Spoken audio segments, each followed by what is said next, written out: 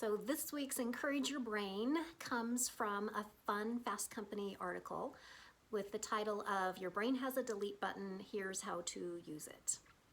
So the upshot of it is that the more we repeat a behavior, the more embedded it becomes, and the neural circuits associated with that behavior get stronger. So practice makes perfect.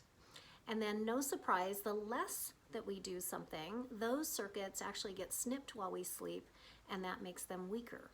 So the old saying of use it or lose it comes into play, obviously.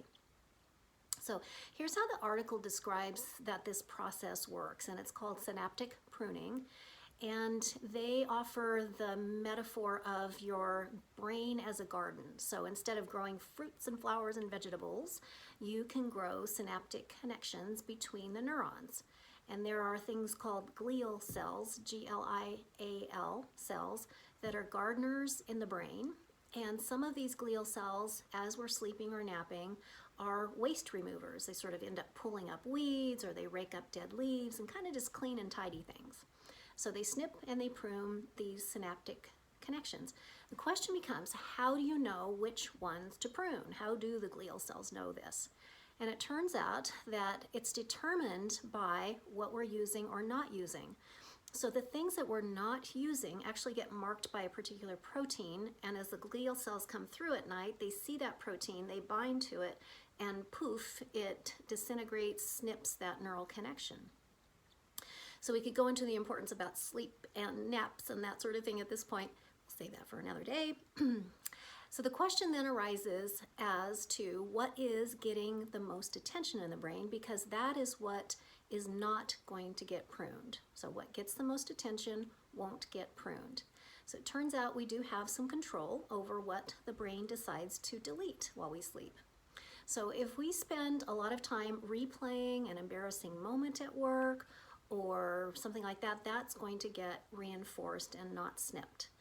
Even if we're thinking about figuring out how to deal with that embarrassing moment, like something that's worrisome, or let's say figuring out how to get through a big challenge, whether it's a workload or relationship or a financial sort of concern, health concern, those glial gardeners in the brain are going to see that those synapses have been used recently and not prune them.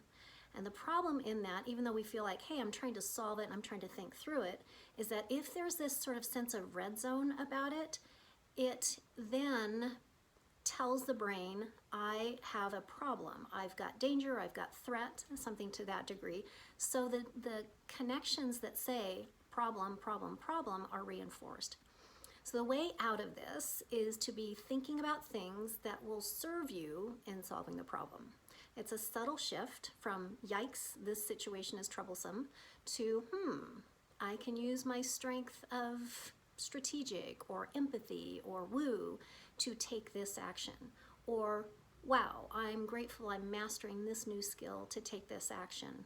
So now the brain is focusing on strengths and sort of an abundance mentality.